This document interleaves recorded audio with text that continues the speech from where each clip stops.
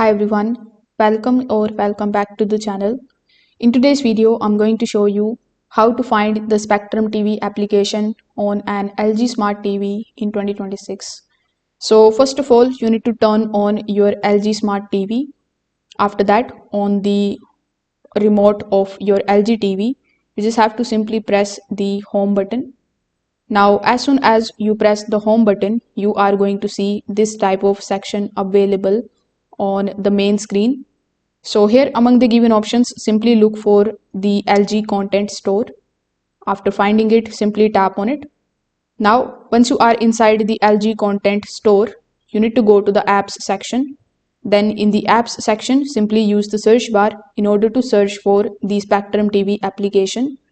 So when you are able to find Spectrum TV application on your LG Smart TV, simply tap on the option of install button if you want to install it on your device. So after installing it, the application will show on the home screen for easy access. So this way you will be able to basically start watching your favorite shows in your LG Smart TV using Spectrum TV app. If this video helped you out, make sure that you like this video and subscribe to the channel. Thanks for watching.